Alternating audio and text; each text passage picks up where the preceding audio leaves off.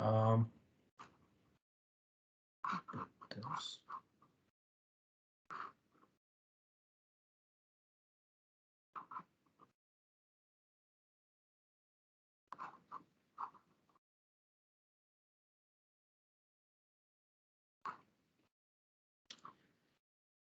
and let me know when you guys can see my screen.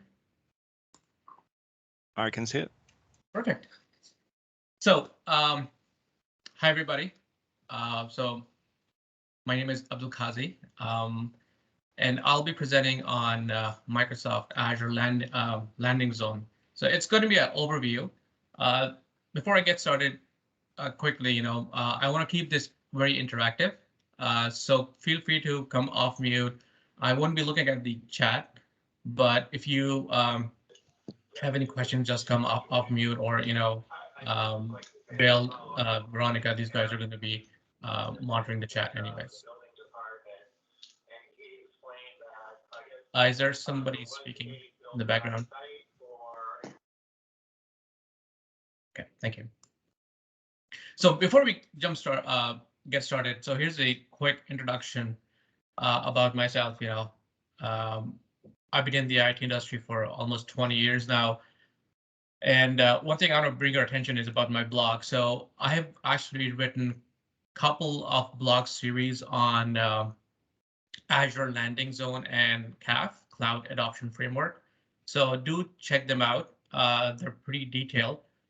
Today it's going to be really an overview, so I'm not going to go into much detail, but hopefully you'll find those articles helpful. What I'll do is also at the end of the presentation, I'll put the links in there, at least you have them there. And then feel free to connect with me on Twitter. I'm very active on there, also on LinkedIn. Always nice to have people and learn from others as well. So quick agenda for today. So we'll talk about cloud adoption motivations, why people are moving to the cloud, the value that the cloud ready environment brings. I'll do a quick overview about the cloud adoption framework. Cloud adoption framework is a huge piece, and it can take days to cover. So I'll just give an overview of what that entails. Then I'll talk about the Azure Landing Zone, how it relates to the cloud adoption framework. And then we'll talk about the Azure Landing Zone design areas, and then go through Azure Blueprints. Blueprints is still in preview, but I'll go through it anyways. And then lastly, talk about the Azure Policy and how it relates to the Azure Landing Zone. So let's talk about cloud adoption motivations, right? Why people are moving to the cloud. So as you might know, cloud has really become a buzzword. A couple of years ago, a lot of people were saying, okay, everybody's moving to the cloud. I should move to the cloud. So really a buzzword. But I think as cloud has matured, people have understood, okay, why do you really want to move to the cloud? Because any company, regardless if it's enterprise, SMB, mid-market, what have you, you have to provide a justification to move to the cloud. Why do you want to move to the cloud? Is there a cost savings? Is there a reason that you want to exit out of your own data center?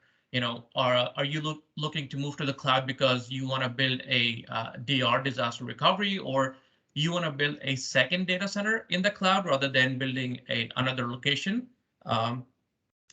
or an extension to your on-prem environment? So it really depends on what the motivation is going to be, but there are multiple motivations there. A lot of people are moving to the cloud.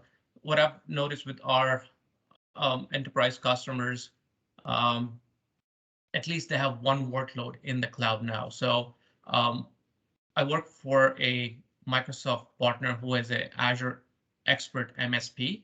So we usually work with the enterprise space, and those customers, are already in the cloud now. But the challenge I'm seeing with them is they have no idea how to get there, or when I start doing their landing zone reviews, things were not properly set up, or it was not properly accounted for, meaning they said, okay, let's go to the cloud. And then there was not a lot of planning done why they want to go to the cloud. The other biggest thing about the cloud, and it's a challenge I'm seeing, is around, it's a different model. So cloud is really a OpEx model versus a capital expenditure. So if you think about a traditional on-prem environment, you're buying hardware, software, hardware, what have you. You're buying servers, networking equipment, firewall, switches. You're usually buying them on a capital expenditure, generally speaking. You would do a depreciation of 3, 5, 7 years, and after that, you'll go back and do the same thing. Cloud has changed that paradigm. What we're doing now is think of a Netflix, right? We're renting the equipment from the public cloud company, in this case, Azure. And as long as you're paying rent, you have the services available. I try not to use the Netflix example because the challenge with Netflix is it's a flat fee. So the much more better example that is aligned is a utility bill. The more consumption you're using, the more cost it's going to be. So the biggest challenge I'm seeing with the cloud is people do not understand how they are being charged or what the cost is going to look like. So I think that's the biggest challenge right now, cost optimization.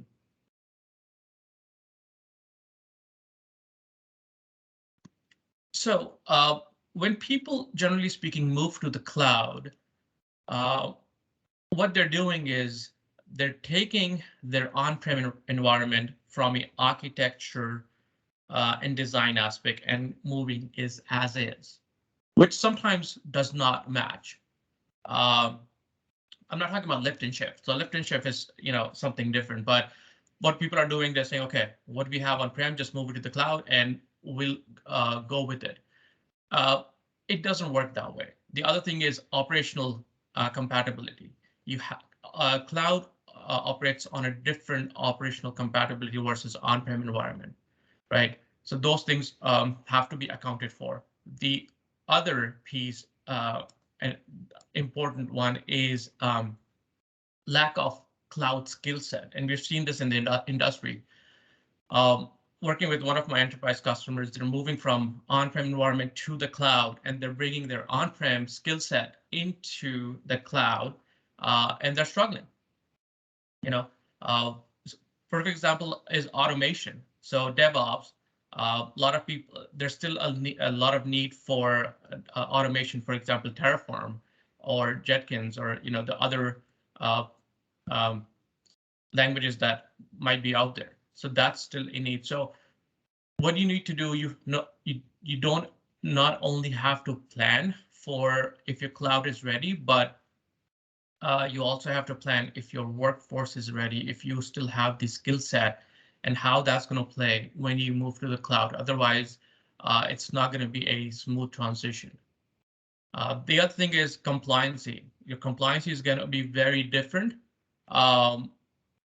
in the cloud versus on-prem, because on-prem, it's your location. You are basically, you are going to be hosting in that location.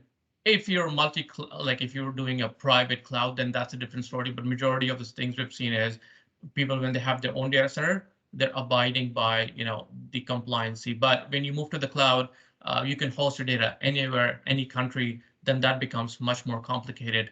And we'll talk about that. So that's another thing. And then the other thing was lack of trust and desire for control. That was the biggest, I would say, drawback why people were not moving to the cloud, or they were not ready, because they wanted to hold on to that, data. They're like, oh, this data belongs to me. I need to hold it. I need to, see it. But I think with time, they're seeing that cloud is much more secure. Microsoft spends around $1 billion a year on security alone. So they're seeing cloud is becoming much more secure than their environment, and it has become much more relevant than to host workloads in their own data centers.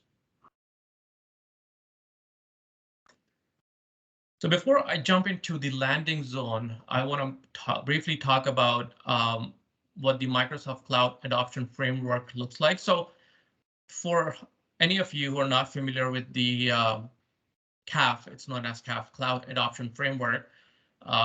It's basically a collection of documentation, technical guidance, best practices, and tools for companies to move to the cloud and adopt cloud or make a easy transition for cloud adoption. CAF actually started with Microsoft own consulting services.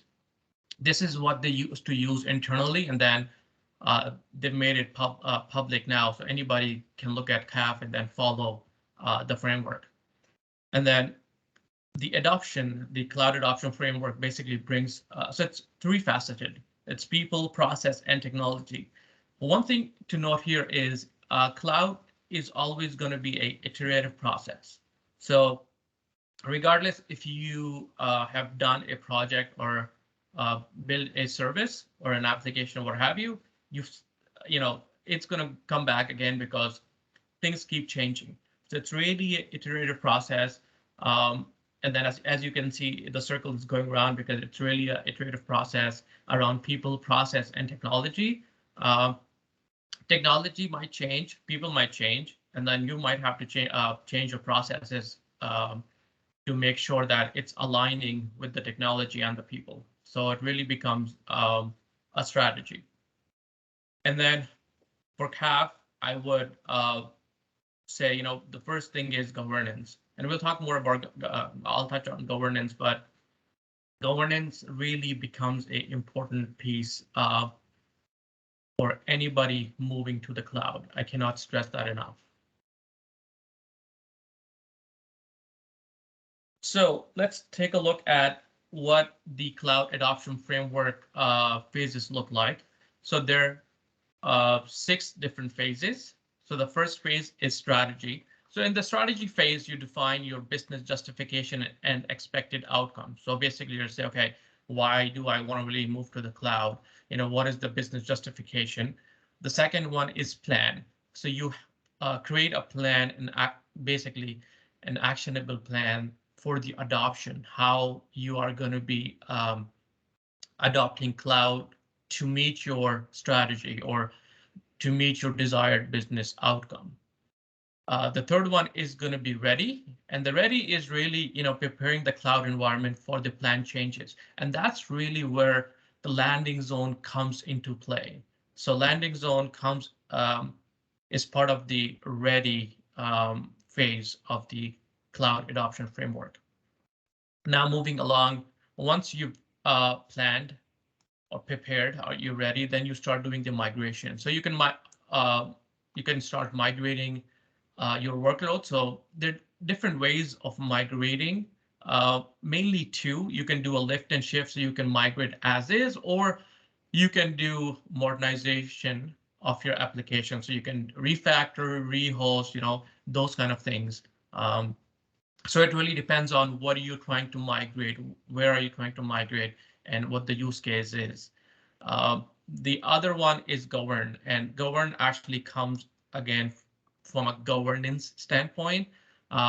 Before you even go to the cloud, you have to start thinking, okay, how is the cloud going to look like from a governance standpoint? There should be a governing board who should be making the decisions. For example, saying, okay, how are we going to limit people from provisioning everything? Because once think of cloud as the Pandora box. If people open it, it can go haywire really quickly. So you really need governance from that aspect. And lastly, manage. You have to have some kind of plan. How are you going to basically conducting your operation for the cloud? So from patch management to compliancy, security, those kind of things. And then management can also include your hybrid environment as well if you are going to be going that route. So that is very important as well. But today we are only going to be focusing on the ready state for the landing zone piece. So now let's talk about what exactly is a landing zone and why use a landing zone? So first off, you'll be surprised. I guess you won't be surprised, but a lot of things within a landing zone, you probably would already have used it or would be familiar. But I'll use an example of a house or a building or even a bridge, right? When you're building a house, you lay the foundation. So you have to start from the foundation. You just don't go in and start building the rooms or, start putting construction. The foundation, there has to be a very strong foundation. Same concept with Azure is an Azure landing zone helps the customer set up the environment, not only for scalability, but security, governance, networking, and identity, because these things have to be planned beforehand before you even get there. So I'll give you an example um, from a identity standpoint, right? People might already have an on-prem environment. They want to move to Azure. Now, if you did not plan your identity properly, then when you move to the cloud, there are going to be hiccups there. Another example is networking, and you'll see that in the networking slide, is if you do not properly manage your IP space, there could be a potential conflict between your on-prem environment IP versus in the cloud IP scheme. So that has to be planned. So that's why what happens is Azure Landing Zone is crucial for any new environment. When I'm doing a lot of reviews for my enterprise customers, the challenge I see is that they um, lack planning on all the services, and they were quick to move into testing. They're like, okay, we want to start looking at this workload and just start testing and start moving. The challenge is you have to have a better, very strong framework and very strong base, if you will, um, to make sure that your Azure environment is smooth and up to par. Now with landing zone, you can, uh, so for example, I'll back up actually. So basically what happens is, let's say you're setting up a brand new Azure environment. So you'll set up a new tenant, then you'll have the Azure Active Directory. And then on that, you'll set up subscriptions. Now, you can have multiple subscriptions or different kind of subscription Azure offers. So for example, you can have a enterprise agreement, EA, you can have a Microsoft customer agreement, MCA, or you can even have CSP, cloud service provider agreement, uh, which is fairly common among the SMB market. Uh, Based on those subscriptions, you can have landing zones within it. So landing zone is not limited just to enterprise agreements or MCA. And actually, it also includes other offers. So if you want to test out landing zone, you can even do it under your MSDN account or other accounts. There's no limit that I know of where you can not install or you can configure landing zone. So hopefully this is making sense so far. If you have any questions, just feel free to ask any questions. So how do you get started with landing zone? So with landing zone, as I mentioned, it's really an iterative process. Uh, there are tools out there. So Microsoft actually provides Terraform modules for the people who um, want to automate the entire process. This can be automated amazingly, from setting up management groups to VNets to IP addresses, what have you. Everything can be done. So it's really an iterative process, and depending where you are in the life cycle and how big is the environment. Sometimes what I've seen is customers really want to start small. So SMB customers, they want to start small, maybe with one VM, couple of virtual machines. So that can be, they prefer to do it manually because also learning process. And then if you're rolling it out for an enterprise customer, you definitely want to go with the enterprise scale landing zone, which really is a much bigger piece of the pie. So it involves much more things if you are going to be doing landing zone for a SMB, because enterprise customers, and this example is enterprise customer requirement would be having an express route versus a site-to-site VPN. So those are the minor differences, but that actually makes a huge difference in the environment, and those things have to be planned out upfront, because if you don't plan that out accordingly, then that can cause a lot of issues from latency, from performance, from downtime. So those things really need to be planned accordingly. Can I ask a question? Yeah, sure. Go ahead. So I get the importance of planning your landing zone right, so it's right sized for your enterprise. If you're so some companies start small, like you pointed out, and they might want to grow. Is the landing zone something that can also grow with you? Can it be very lightly, a very light landing zone at first, then a year from now you've built it out so that it matches your, maybe you go from 1 workload to 10 workloads. Can it grow with your workloads, I guess is a good way to put it? Yeah, exactly. And I'll actually answer your question in the next slide, because that is going to be the perfect slide for you to see how that's going to work for small and large environments. So I'll come back to your question. Okay. Thank you. Sure, no problem.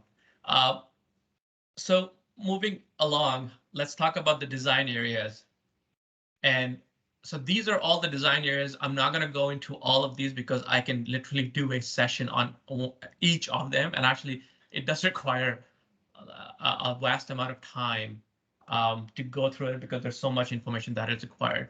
But the first one is the enterprise enrollment. And generally speaking, what you've seen is majority of the companies are doing a enterprise agreement. That's why it's an enterprise enrollment. But it's not limited just to EA. It can be CSP, MCA, right? So the first thing is you're setting up your tenant, so Azure AD tenant. That's the first thing. The second thing is going to be identity. So are you using your existing Azure AD tenant from your Office 365? Or is this going to be a greenfield environment and just cloud identity? So there are a lot of things that needs to be discussed, because if you are bringing, if you already have a, let's say, on-prem environment, you'll have your Active Directory, you'll have to do a Azure AD sync. Those identities have to be synced properly. Permissioning would probably be there as far as RBAC, or that should be there with RBAC. So those things have to be figured out upfront, because you don't want to assign too much permissioning. And then I'll talk about RBAC in a second. And then resource organization. So what that means is how are you basically going to be organizing your resources? So from a management standpoint, management group, subscriptions, your resources, how are they going to be assigned? So those are the things you have to start thinking. And then network topology and connectivity. So that is something that is important, as I mentioned before. So what you need to start thinking is, okay, how's that going to look like? Can we get away with a site-to-site VPN? Do we really need a express route? Do we need multiple express routes? And then from a networking aspect, are we only going to be doing a single cloud? Do we have to connect to other public clouds like GCP or AWS? So that has to be a factor in there as well. And then obviously business continuity, disaster recovery, right? Because anything you have to account for. And as you might know, Azure by default does not come with any backup. So, and I use the term backup, but the backup only is one facet of BCDR, but you have to think about other aspects. Okay, like there shouldn't be any single point of failure. So are you going to be using availability zone. Does your region even has availability zone? So for example, in Canada, we have two regions. So the central Canada region, Toronto, we have availability zones, but the east region, which is Quebec City, does not offer availability zones. So how are you going to plan for that if a disaster happens? Are you looking at that region, or do you have to go to another region outside of your country? And is that going to be an issue from a compliancy aspect? So those are things that have to be accounted for as well. Governance discipline. So from a governance aspect, like how is that going to, what is the baseline going to look like? Because moving to the cloud, you have to have a baseline. You have to have some policies, security policies, compliancy policies, so that there has to be a baseline before you even start rolling out the services. And then deployment options. Deployment options could be automated. You can do it manually. So those are the things that you'll have to talk about. And then from a operational baseline. So the operational baseline, you can talk about how the process is going to work. Is your team ready from an operational standpoint? Can they even take care of this? So these are all the design areas that need attention. Today, I'll be only talking briefly about resource organization, networking, and some of governance, because we don't have enough time to cover everything. So coming to the question now, so if you look at this slide, you start small. So you start from the three things, what you really need.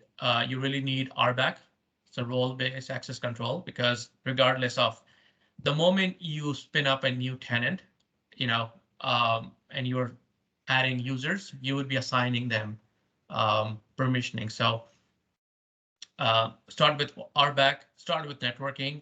Naming and tagging is absolutely paramount, very important. And I would actually add policies to that list, and I'll explain that in the last slides, why policies are important. But if you have a really small environment, start with that. Governance would still play a key role, but security operations and shared foundation utilities might not come into play. But those are the main things you really want to start looking at and saying, okay, from an RBAC standpoint, how does it look like? And hopefully that answers the question.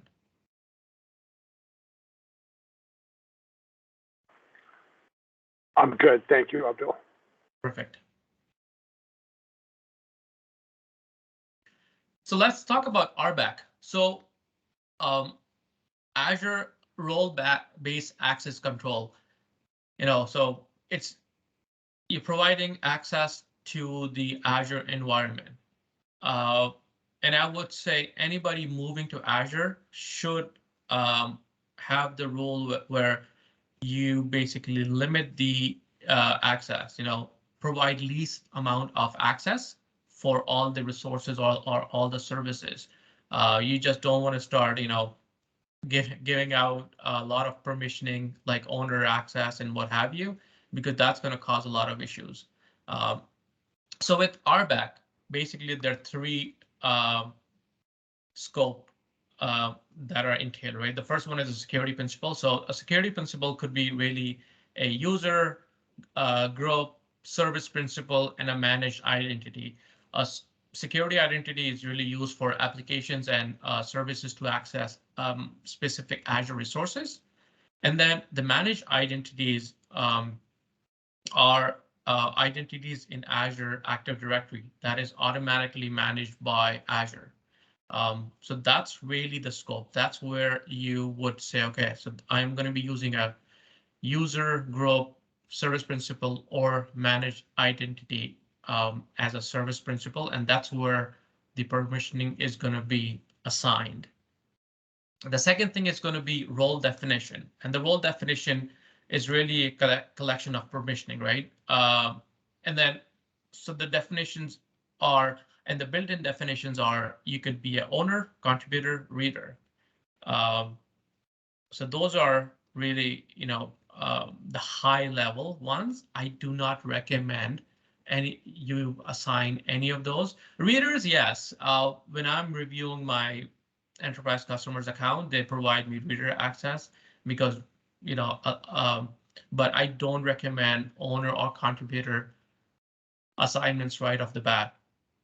You should find out, okay, why they should be assigned those roles. And honestly, there should be a RACI defined for RBAC, because who's responsible, who's going to be taking care of this, who's accounted for, those kind of things. If you have a RACI, that really helps put accountability, and then that's how you can define the roles better as well. The other thing that also is under the role definition is there are built-in accounts and they're custom accounts. So for example, the virtual machine operator is a custom account.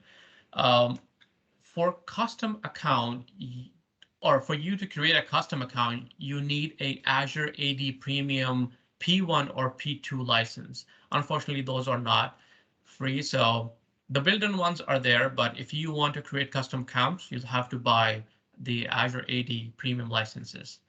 And then you can add a lot of custom accounts. So if you have a special need, say, for example, if you have a person who's doing patch management or doing backup, you can really create custom accounts for that and define the scope based on that. And then lastly, the scope piece, you can define the scope on the management group, subscription, resources, or resource groups, and resources as well. And keep in mind, RBAC is inherited down to a resource hierarchy. So it really depends how you want to assign the roles and how the management groups are going to be defined. We'll talk about management groups in the next couple of slides. But generally speaking, what I've seen is usually people assign RBAC on the management group or on the subscription groups, depending on the use cases. And that works fairly well for them.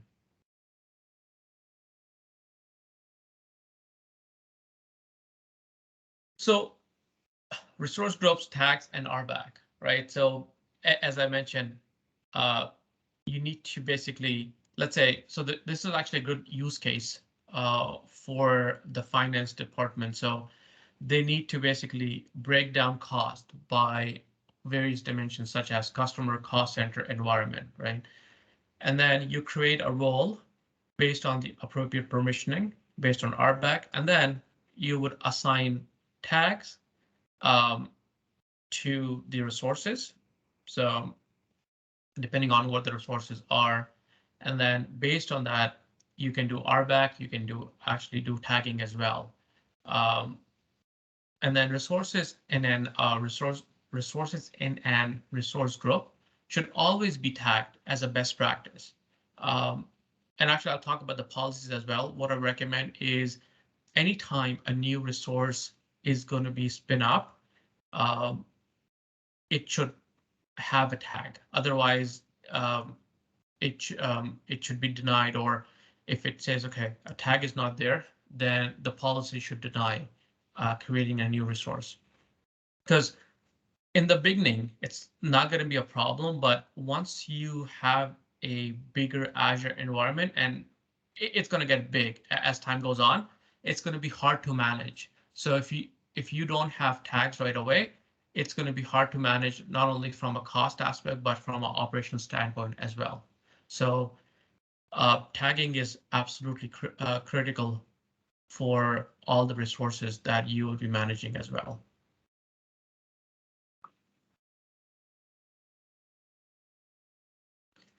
So now let's talk about tagging decision guide. How do you do tagging? So let me take a step back and say, okay, what exactly is tagging? So Azure tagging is leveraged to logically group and track Azure resources. It can also help you to automate the deployment and provide visibility on recurring costs. So the perfect example is if you are going to be doing a chargeback to a interdepartment, then Azure tagging is going to help you, because what you can do is tag those resources with the name tag for those departments. So let's say accounting is running some accounting software in Azure. You would tag all those resources there, and then based on the tagging, you can do a chargeback to the accounting department and go from there.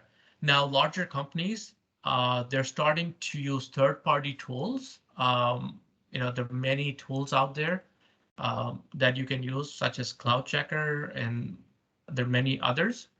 So it really depends on, are you going to be using all the native Azure features, or are you going to be bringing other third-party applications? The other thing about cost management is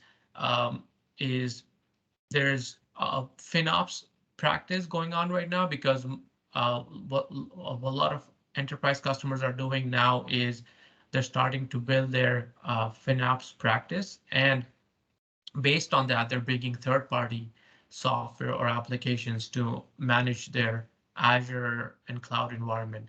And then cost management is one piece of that. But tagging really helps with that as well. So, and then tagging, the way you do tagging is you tag the names, because tags are name value pairs, right? And they're organized in resources in the Azure portal. And then tags can be applied to individual resources or resource group that are part of. You cannot assign tags to any to management groups, not that I know of.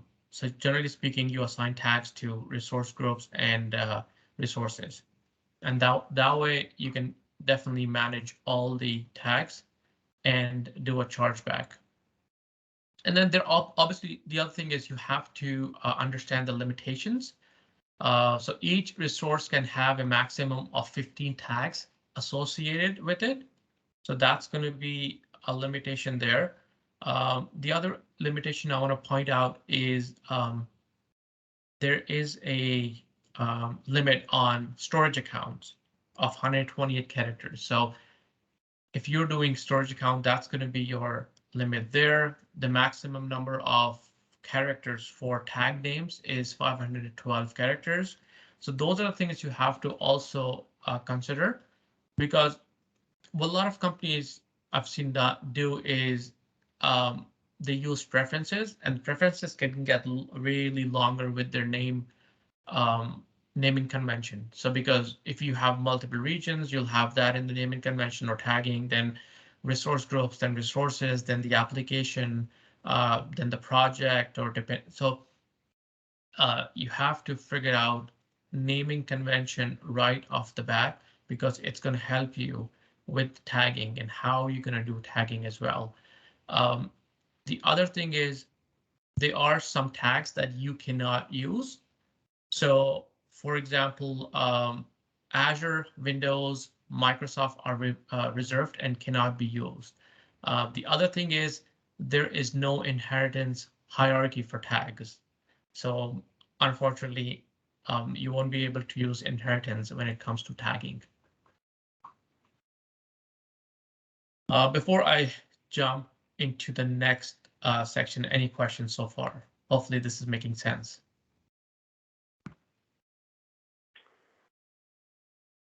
Okay, I'll take that as a yes.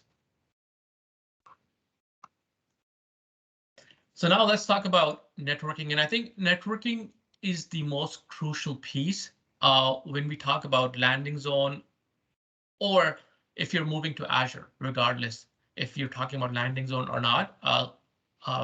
Networking is, to me, is the most crucial piece, and here's the reason why.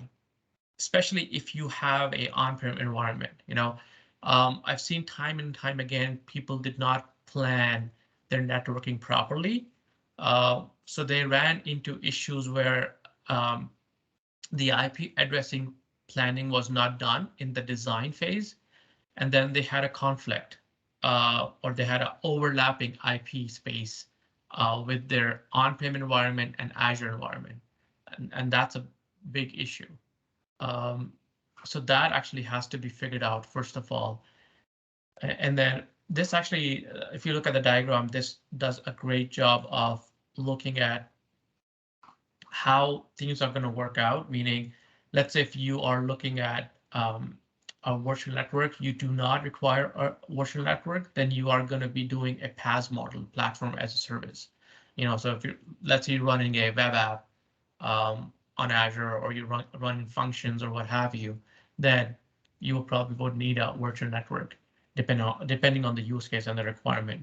But in case you need a virtual network, you'll go down and then look at the decision tree. So for on-premise connectivity, as I mentioned before, let's say if you are an enterprise customer, yes, you would probably need an express route. If you do not need an express route, then you would probably need a VPN gateway.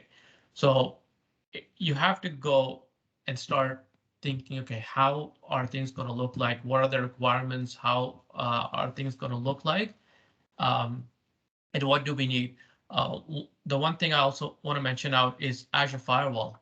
In the enterprise customer space, I see a lot of companies bringing their own firewall because they already have the licenses. They just bring it as an appliance, NVA, and then just attach it to their on-prem environment.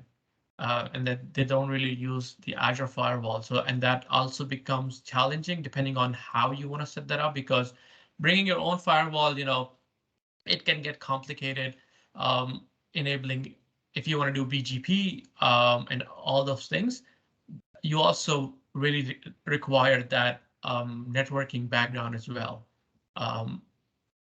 and how the network is going to look like. So these are all decisions that you have to make. The other considerations you have to do is WAF, web application firewall. If you have a front-facing application, are you going to go through your WAF, through Azure WAF, or are you going to be using your NVA firewall for that?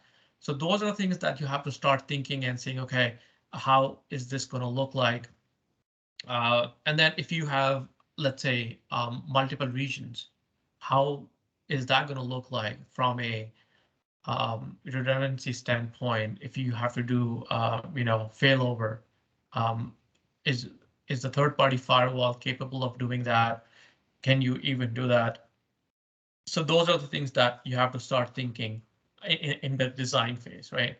The other thing to mention is, and I see this quite a bit, is that Azure reserves 5 IP addresses with each subnet. So when you're defining your subnet, factor those IP addresses in there. Because a lot of people don't think from that aspect, right? I'm not saying just go and do all your CIDRs with /16. To me, that's sometimes too much as well.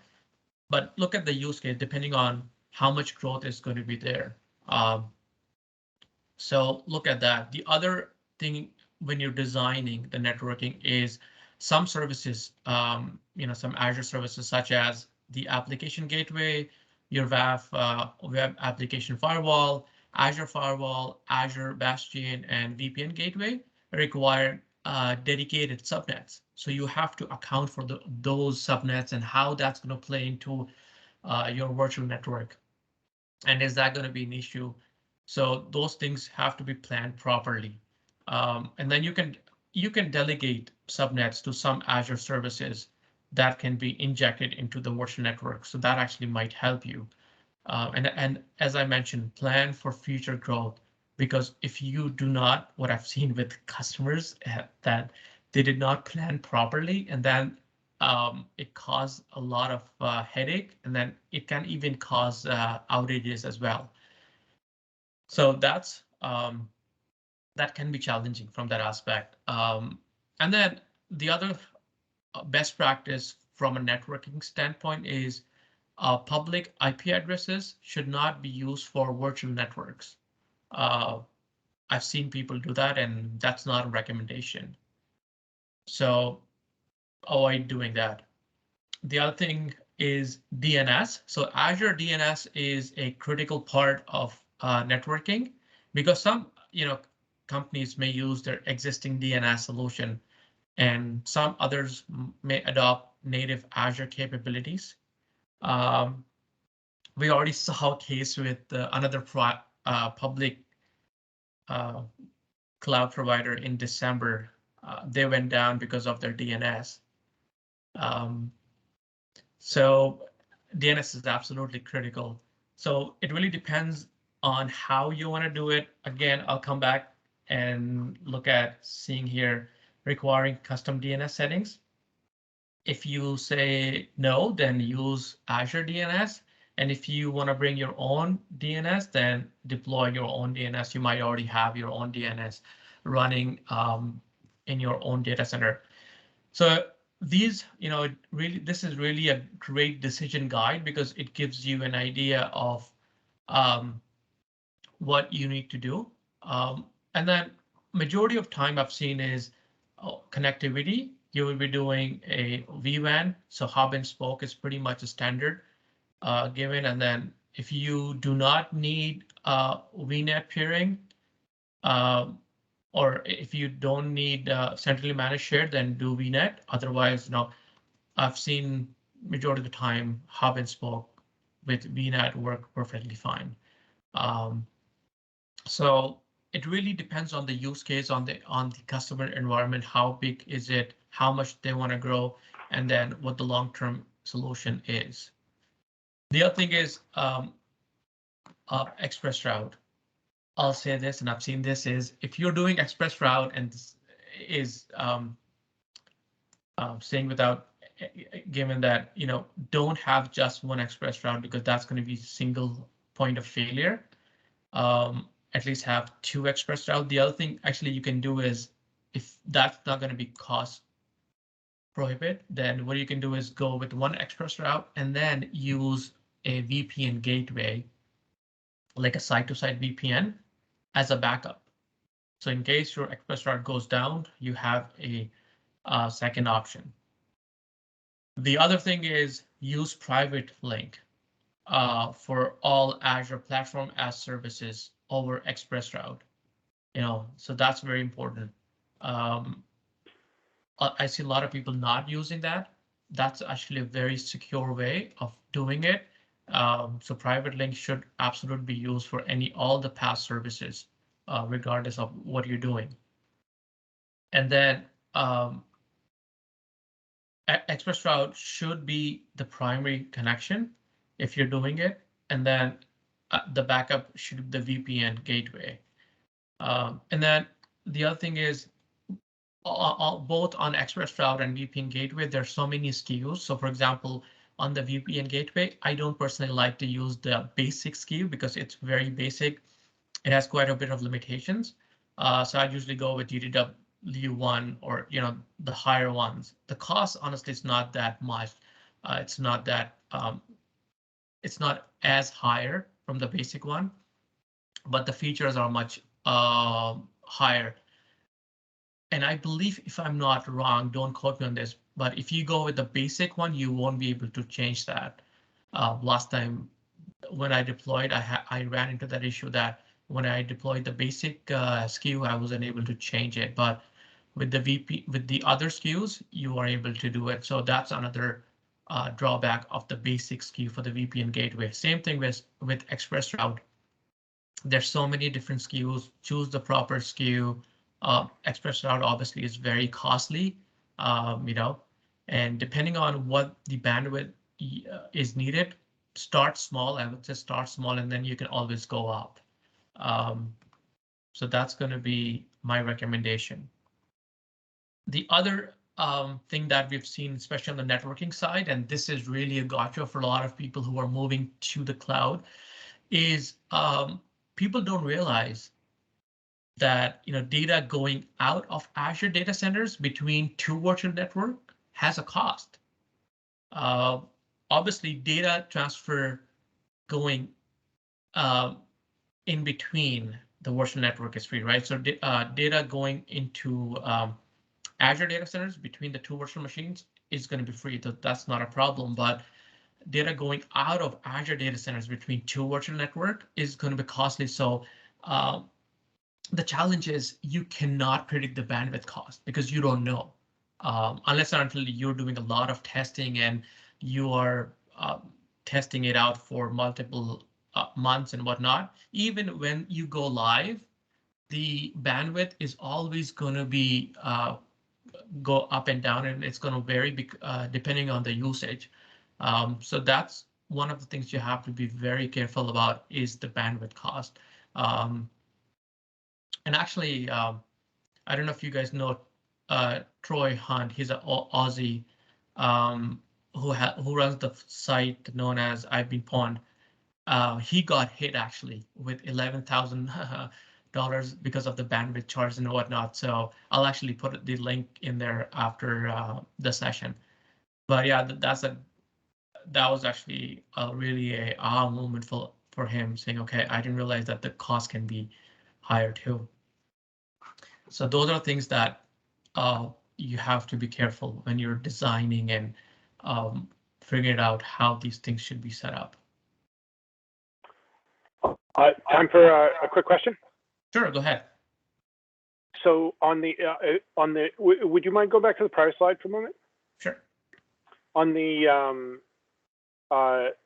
need to connect virtual networks / subscriptions row, I'm curious, just in your experience, how often you see VNet peering essentially across spokes, I guess, as something that happens in practice, or is that super rare and usually pure spoke model prevails? Actually, with my customers, enterprise customers, it's very common. It's actually a need. So I've seen VNet peering done with spoke all the time. So again, those are enterprise customers, they have the need, but it might differ from use case to use case. Of course, yeah, makes sense. Yeah, I'm curious about your experience. Thanks for sharing that. Yeah, so I've worked with a enterprise customer in the financial industry, and they have they're in both the regions, and they are doing a VNet peering. Yes. Got it. And then Jeff is curious, will there be a demo deploying the landing zones, or is the focus on covering the cloud adoption framework decisions? Honestly, we don't have enough time to do a demo at this point. Maybe in the future, I might come back and do a demo. But yeah, unfortunately, no demo today. I'll take I could take that as an action item for next time. Okay. Yeah, and that's there's some comments here, so people might want to check them out. There are references to external stuff, but that's it for the questions right now. Thanks, Abdul. Okay, thanks so much. So moving along, factors that influence the right setup. So you might be asking, okay, why, or what is influencing us moving to the cloud? So I'll give you a quick example, and I'll start with governance. So as you might know, Azure has 300 services, right? And then if users don't, or if there's no governance, anybody can go and start spinning up those 300 services. So that's going to be a huge challenge right off the bat.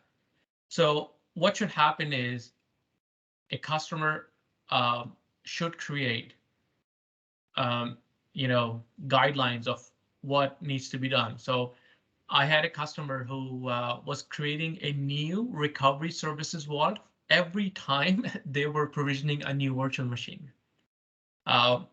Because things were not defined. There was no responsibility. There was no governance, so those things have to be put in place. So those are things very important. So as I mentioned, like tagging and ownership, this comes into play. And depending on the organization, some organizations are centralized, so tagging and ownership is going to be dependent on them. If the organization is decentralized, meaning each line of business is going to be managing their own Azure environment, then they would be responsible of managing their own uh, subscription or management group, or depending on what the level of accountability is, right?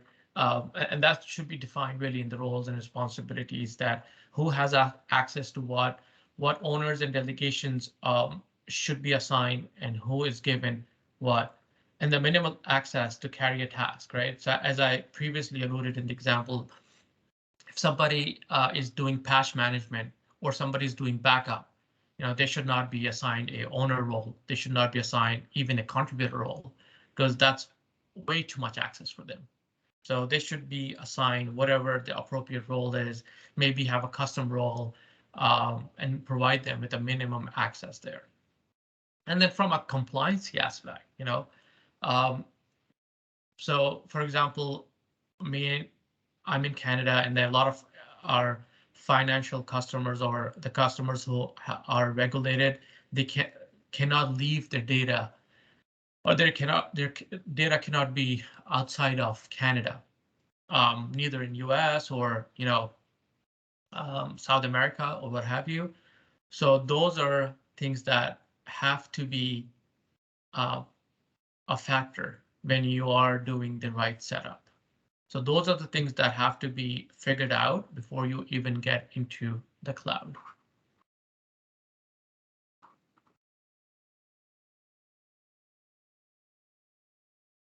So now let's talk about how do you organize your Azure resources. So as you're aware, whenever you set up a new tenant, you have the root tenant on the top. Then you have the management groups, subscriptions. Then you have the resource groups, and then you have the resources. So you have to basically make sure that this is thought out depending on the organization and how this is going to look like. We'll talk about how this should be done, but these are the main 4 layers of how things are going to look like from a organizational or structure standpoint.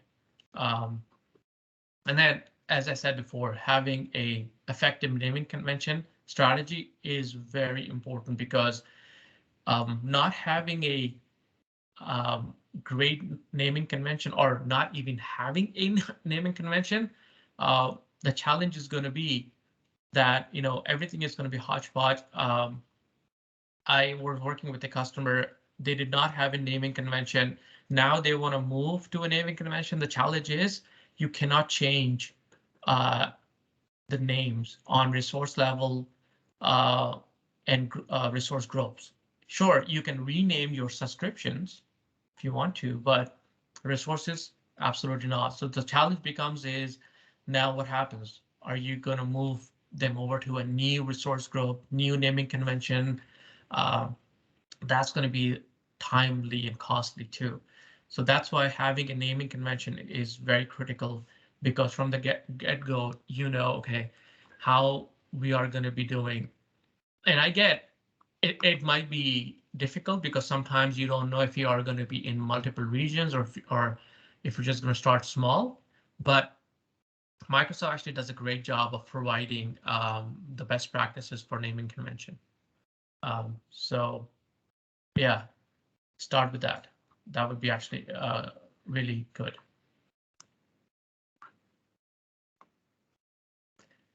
So now talk about resource consistency, right? So why should you have a consistent management groups?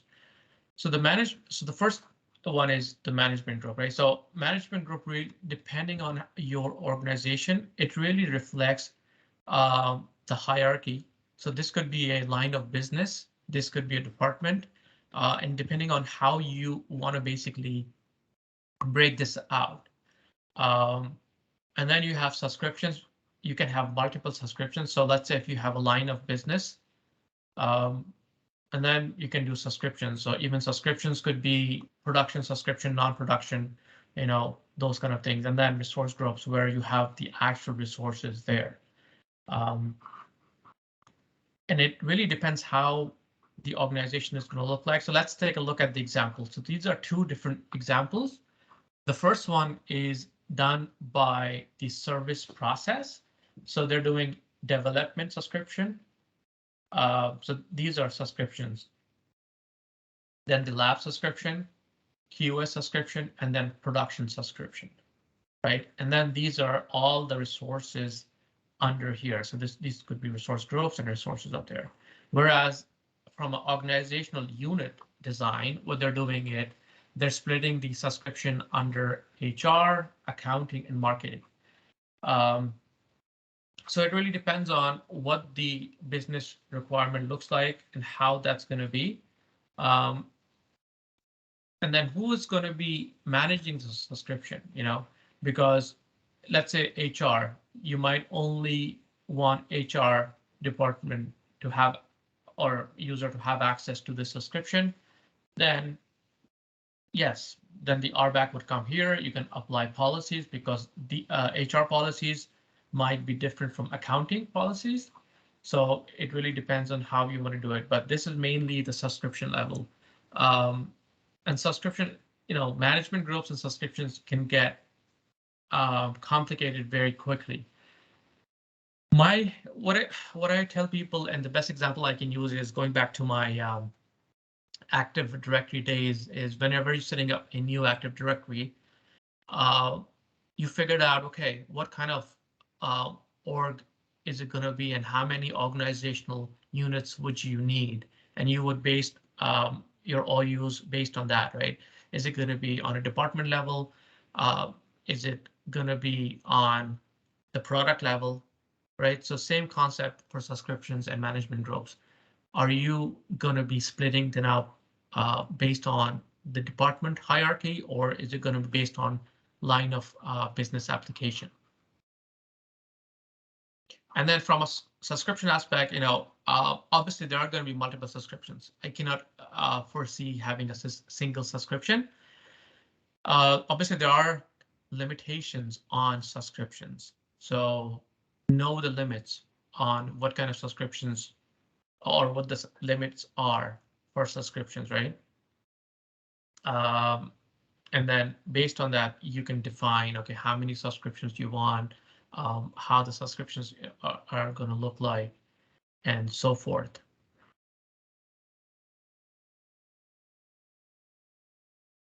And then from an organizational structure subscription, as I said, do you want to separate from a separation of duties? Is it going to be test versus dev environment, different end customers? What I've seen also is a lot of, if you are a ISV, I've seen some ISVs put their customer by subscriptions, separate them out by subscription, so it's easier for them from a billing aspects. I've seen even some put their customers on a group resource group level. So it really depends on how you want to do it.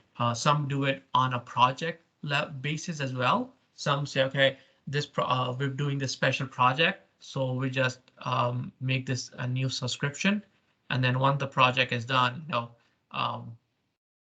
this is going to be done. So it really depends on the organization, what the use case is, what the needs are, but this can get complicated fairly quickly. So I would say just keep it as simple as possible, because you're going to grow, right? You might start with 2-3 subscriptions, and then you might end up having at least 5-10. I've even seen some customers having 12-15 subscriptions. So now let's talk about the management group. Before we're talking about subscriptions, which are under the management group. So now let's talk about management group. So what you can do is you have the tenant, then you have the root management group. Under the root management group, I would say create a corporate IT, and then you can do production, development, or QA. right? Or the other one I've usually seen is you can do core services. So all your core services can be under that. So under core services, you can have another management group for networking, and then under that you can have a subscription for your hub and spoke. So under network, and then you can have another subscription for security. So all your security subscriptions can be there. That's going to be the main core services. Then you can have production management group, and then you can have non-production, right? And then under production, you can have all the production subscriptions there, and then resource groups and all that. So it really depends on how the organization is going to look like. But yeah, it's really an exercise. You have to go through the process and finding out, okay, how do you want to structure, who's going to have access, where the policies are going to be implemented. Are we going to implement policies on a subscription level, management group level, right? The resource group level. Where are we going to be doing tagging? Tagging is obviously going to be done on the resource group level and the resources level. So those are the things that are going to be defining how you do your management group. There's another, this is also a great example of how you can do management group based on geography, right? So you have the business unit, you can do the geography, and then you can do the environment. So production, non-production, all that, and then you can split them up. So the mission critical, productive data, other production. And then these are resource group based on the applications you have. And again, depending on how the environment is going to look like, as they say, there are multiple ways of skinning the cat. So depending on how you want to start your hierarchy. And I think hierarchy is going to be, you need to define the hierarchy first and then the subscription, because once you have the hierarchy, then it's easier to define the subscription groups or subscriptions rather than defining the subscription first and then the management groups. A lot of companies do line of businesses, so they might even, what they do is they might even create a management group for future line of businesses and say, we have this project coming, we'll create this line of business management group now, and then once that project comes in, we'll have the subscription under that line of business management group. So it really depends on how you want to do it. And Azure actually does a good job of showing. So when you go into the management group in the portal, it's going to show you, okay, how does the hierarchy look, and it's easier to navigate from there. And from a management group aspect, you can go in up to 5 or 6 layers. I don't recommend going that deep because it can get complicated fairly quickly. Maybe just keep it 2 or 3 layers, if that, to the most, because the more management groups you have, the more complicated it's going to be to manage. You want to keep this as simple as possible to manage your environment. Because once it grows, you'll have more management groups, you'll have more subscriptions, you'll have more resource groups. That's going to be a challenge to manage. We have a question that's come in, Abdul. Yeah, sure. Mantu asks, how does this play with companies which are rapidly growing and evolving? That's a good question. If you're evolving and rapidly growing, you need to define, okay, how are you going to do things? And depending on the company as well, right? So what kind of company are you? Are you a ISV? Are you a service provider? Are you a managed service company? Are you a standalone? So are you a startup? I think those are the things, those are the questions you really need to ask. And depending on that, you need to start positioning the management groups and the subscriptions. So for example, let's say a company is growing rapidly. if they're growing rapidly, it might not even affect their management growth, right? It might not even affect their subscriptions, because if they're rapidly growing, they might even bring those new services that they might spin up in the same region, in the same subscription, and even in the same resource group, right? So it really depends on the need and what the use case is and what they're trying to achieve. So yeah, hopefully that answers the question. Any other questions?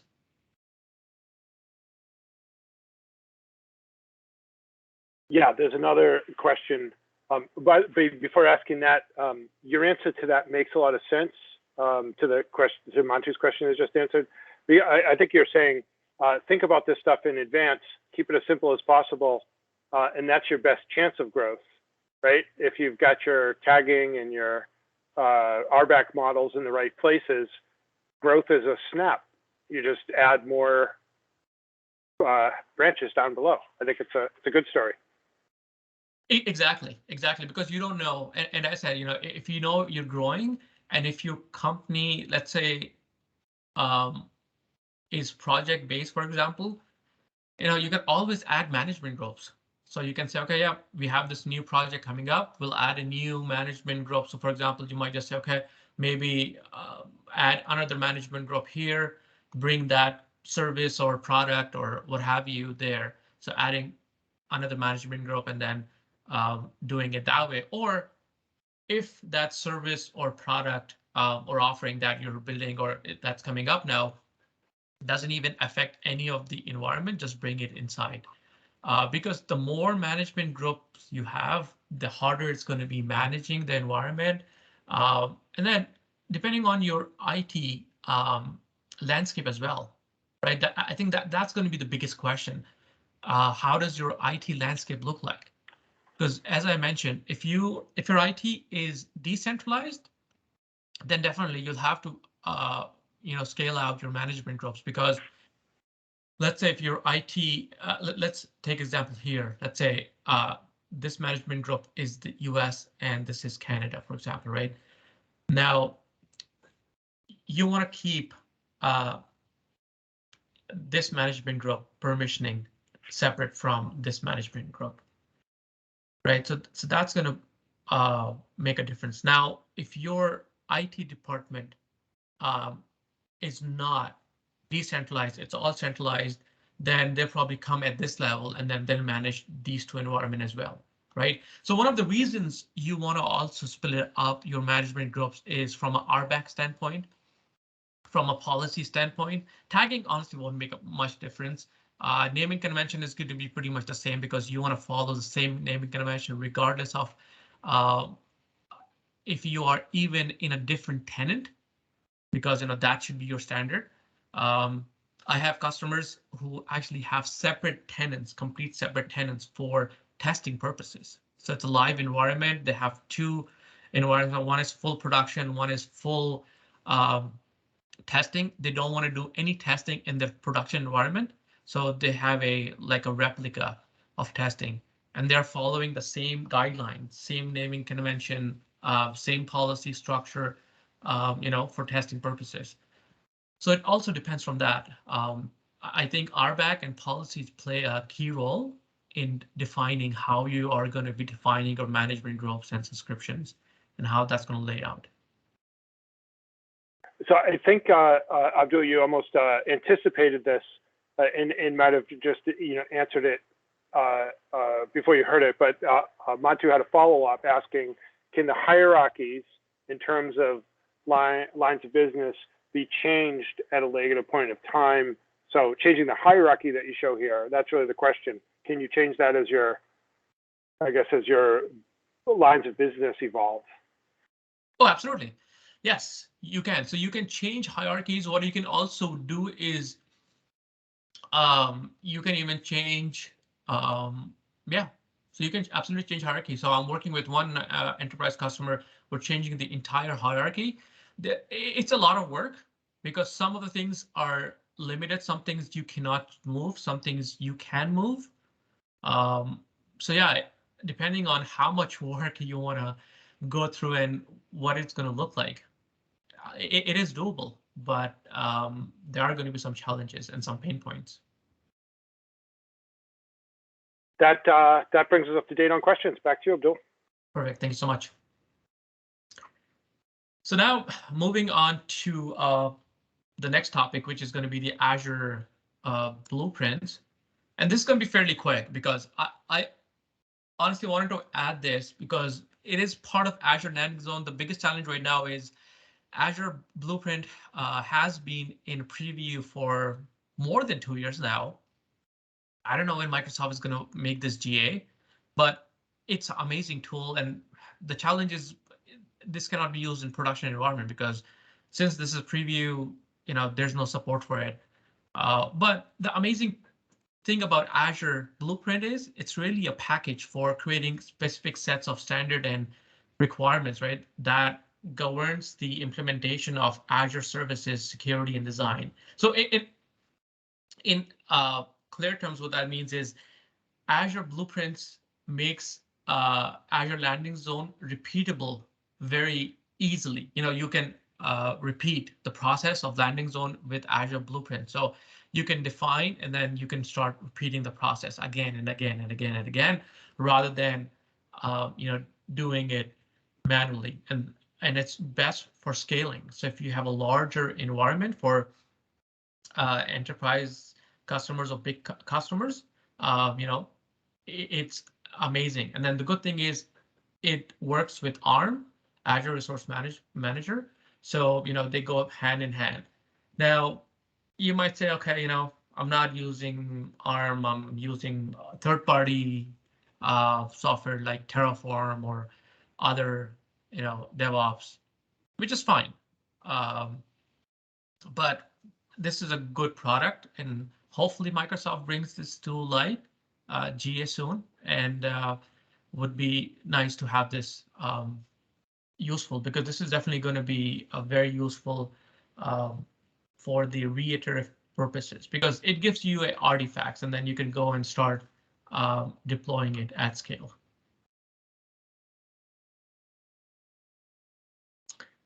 So now let's talk about the first landing zone. So, you've spin up the Azure tenant environment, you have the Azure AD there, you've done some, you have those cloud identity users. Now you're basically synced up your users from your on-prem AD using Azure AD.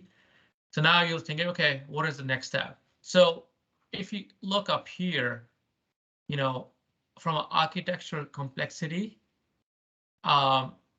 compute is simple. Identity is fairly simple. Networking and data tends to be more and more complex, as we talked about in the networking section, right? Depending on the networking, if you're going to be doing express route, then yeah, you would need BGP and other things. If you're just doing site to site, then yeah, it's going to be less of a complicated architecture. So it really depends on what the architecture is going to look like.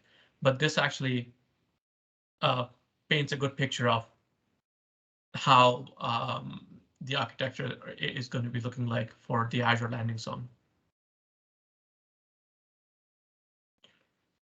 And then for the Azure Landing Zone, once you start expanding, there are 3 main categories. So the first one is hosting. So, decision has to be made. What services are you going to be using? And majority of the time I've seen compute, storage, networking, and databases, right? That's pretty much given. You would be using those services. Now, other than if you're moving to PaaS model, then yeah, some services might not be there, but majority of the time, those hosting services would be required. Then the other thing is Azure fundamentals. Those are the building blocks, and we'll see them in the next slide, what the fundamentals look like. And then, as I've mentioned again and again, applying governance principles for each landing zone. I cannot stress governance is key to success for Azure environment, not only for Landing Zone, but Azure in general, because for example, let's say, if you don't have any governance in place, people can go start spinning up N series virtual machines, which are the high compute GPUs, which are very expensive. And then once you get the bill, the finance people are not going to be happy, right? So you have to have governance. What I've seen with a lot of customers is they say, okay, these are the services that we have authorized or we have quote unquote blessed that you can only provision, because out of, you don't want to start saying, okay, yeah, go ahead and start spinning up all those 300 services. Because the thing is, you have to start testing, because you have to maintain those applications or services as well. Do you have the skill set? Is there going to be an issue? Have you done any testing? So a lot of companies, what I've noticed is they're starting to approve a set of Azure services, and you can start with compute, storage, networking, databases, and say, yeah, these are the services you can do. Also, they say, okay, these are the virtual machines. So could be, like a D series. That's like, yeah, for our regular workload, we're just using D series. Now there are exceptions. So let's say if you're using high compute power, let's say you want to use CAD applications. Sure, D series might not be the ideal one. You might have to use N series or the F series, or depending on the requirement. So that has to be also called out in your governance policy. And the governance board has to say, yes, there are exceptions, but in general, you have to do that. I've seen companies where there were no governance and people were just starting to spin up different level of series, and that became an issue because they could not automate a lot of things. They didn't have the proper structure. So from a governance aspect and from an operations standpoint, that's going to help you a lot. And hopefully that makes sense.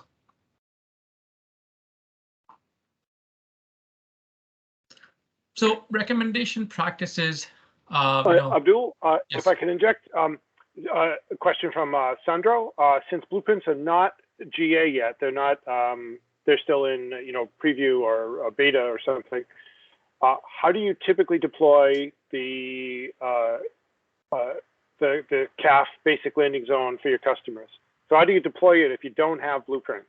Yeah, good, great question. So generally speaking, we use Terraform for automation because we don't want to do it manually. So yeah, that's what we're using, and we have pretty much scripted out from creating management groups to creating subscriptions to resource groups, even to the NSG levels. So it's all automated. Thank you. And I think that's the direction you want to go in, depending on the company you are. So my company is a Azure Expert MSP, and then we are a managed services as well. So automation is really key for us. We're trying to make sure more and more automation in that sense. And even if you're not even like a Microsoft partner or MSP or whatnot, you should look at automation. That's going to actually save you a ton of time, because when you are doing changes, that's going to make your life easier as well. Yeah, sure, you can go into the portal and do a lot of things, but automation is the way to go. And a lot of things actually, sometimes you can only do things through the CLI or automated. So for example, when Windows Virtual Desktop came out, now it's Azure Virtual Desktop, you could not do a lot of things within the portal, the Azure portal, right? You had to go and use the PowerShell commandlets. So yeah, automation is going to be the key, and I think that's going to be your best bet.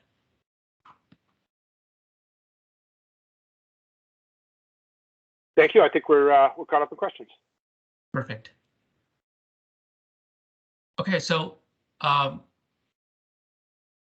then from a recommended practices, right? So these are the fundamentals that you should be looking out for. So the Azure fundamentals, networking, identity access storage, databases, and cost management. Cost management, obviously, as I mentioned, you know, there are multiple ways of doing it. If you are an enterprise customer and you have multiple clouds, and this is becoming a very common occurrence now. And I think that's one of the trends I've already saw in 2021, and I'm going to see this a lot in 2022. Companies are going to be in multiple public clouds. And then from a cost management, they'll probably be buying a third-party software to manage that. But if you guys get an opportunity to look at FinOps, so FinOps is like a nonprofit org, which basically does guidelines for cost management for the cloud. And I think that's going to gain a lot of traction now as well. But for this session, you know, I'm not going to go into detail because honestly, each of these subjects require a session by itself. But these are the main pillars, which are pretty standard. And then the other thing is, if you want to look at cost management, I look at my blog. I've done multiple cost management sessions, so you can look at the recordings on that as well.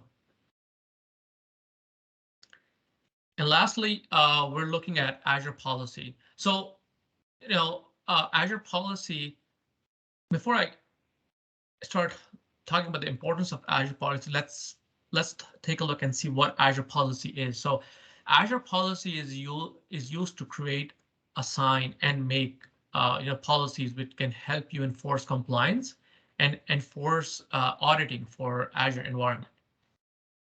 And then one of the things about Azure Policy is, you know, you can implement Azure Policy at various scope levels. So you can do it from a management groups, subscription, resource group, and individual resources as well. So that's the best thing about Azure Policy. And then the reason you want to use Azure Policy is, you know, there's a couple of reasons. Is you can apply compliance security policies to existing resources. You can automate compliancy, and then for security purposes as well. The one big thing about Azure Policy, and if you have logged into the Azure Policy section, is it gives you a bird eye view of all the compliancy posture across the resources. So it's going to say, OK, you're in compliant, you're not in compliant, you know, and you can go and take a look and see why this is happening. Now, we could take a look at the use cases for Azure policies as well. There are multiple use cases, so I'll talk about that as well in the next slide. But from a Azure policy building block, there are 3 building blocks, right? So the first one is going to be the policy definition.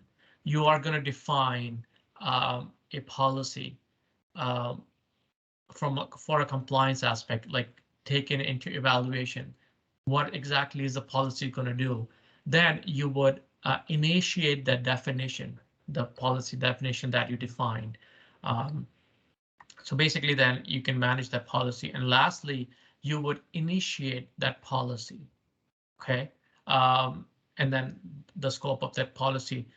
The policy could be on the management group or the individual level. So it really depends on where you want to apply. And then coming back to the point of the management groups and the subscription groups, if you want to keep it simple, because if you have many management groups, you'll have to go and apply those policies into each management groups as well. So the less management groups you have, the better it is, because then it's easier to manage from that aspect. Here are some use cases for the policies. So, you know, one of the use case I've actually talked about is limiting the SKU types for virtual machines to help control cost. So when people go into provisioning a resource, if you have a Azure policy that that is going to limit the SKU. So you say, okay, only D-level SKUs can be provisioned, and you have a policy. And depending on if you are enforcing that policy, then none of the VMs are even going to be visible in the list. So, or if you're doing through automation, then you have to keep that policy in mind, because otherwise you'll get errors thrown back at you. The other one is allowing resources to be provisioned in the approved region. So as I mentioned, if you have compliance reasons, you want to only provision resources in specific regions, you can enforce that policy. So that's always a good way. So these are the minimum use cases, but Microsoft actually has a lot of built-in policies that you can use. You can also customize policies, but these are built-in policies that you can start with. I would say start with a handful of policies, roll them out, and then see what happens. My recommendation is to start with audit policies. Do policies in auditing mode. Do not start with enforcing right away, and do not have policies in deny mode, because the challenge with deny, especially if you're automating, you'll get a lot of errors. And then if you start denying policies, you won't know where the issue is, right? So start in stages. Start everything with audit mode. Audit everything. Understand what that's going to entail, and then start denying where you know that it's not going to make a difference. So for example, the SKU I mentioned, right? Only allowing the approved SKU, and then everything should be denied. That will work fine. Or only provisioning resources in allowed region. So for me, like Canada Central and Canada East. Any other region, East US, West US, even Brazil would be denied by policy. So those are things you can really do to make it easier. So yeah. And then lastly, in policies, they're always remediation. You can always go back and see what is working for you, what is not working for you. But yeah, policies are integral part of landing zone. It's not talked much about, but it's going to help you manage your environment and keep that operationally and compliantly healthy. So with that, um, that's the end of my session.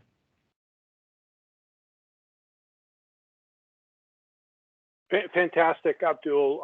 Thank you very much. Does anybody from the audience have any final questions for Abdul?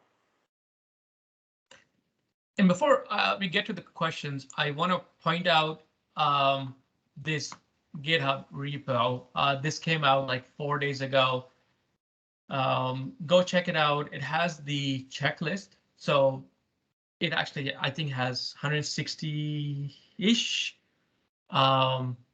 values, where when you're doing the landing zone review, it's going to basically go check. You can check those and say, okay, yep, we've done this, done this, done this. And especially for us, when we go through the Microsoft MSP audit, this checklist is absolutely helpful for us. So that's going to be very helpful. What I'll do is I'll put the link in the chat there. The other thing I also want to quickly mention is, I don't know if you guys saw this, but this I have a blog on the Azure Landing Zone overview, so you can take a look at that. And then the networking piece, because I get a lot of questions on networking, so I also have a blog on networking, so that's there as well. So I'll put the links up there. Okay. There don't seem to be more questions pouring in. Just gratitude and positive vibes about a good talk. So I'll echo that. It was illuminating and very well delivered. So thank you for that, Abdul. Jason, do you have any announcements? No, not that I know of. Do you want to say anything about the YouTube video? Yeah, so the YouTube video will be out. I'll post it out tonight, but then I want to index it. So I'll watch the video through and index it with timestamp so that you can skip to the relevant sections easier later on. Cool, thank you. And that'll be available at youtube.com/Boston Azure Yes. starting tomorrow. Awesome. Yeah. I'll good. tweet the link and send it to all of us presenters when I get it, but the indexing won't happen probably till this weekend. Fantastic. Okay. And Veronica, anything to add before we roll? No, I just want to thank Abdul and everyone for joining us. And yeah, keep your eyes open for future events. We'll post them in Meetup and share on Twitter and social media. Okay. Abdul, thank you very much. It was great. I appreciate your sharing your expertise with us all. Oh, thank you so much. I really appreciate it. Stay warm. You too. Thanks so much. Okay. Thanks, everybody. Okay. Good night, everybody.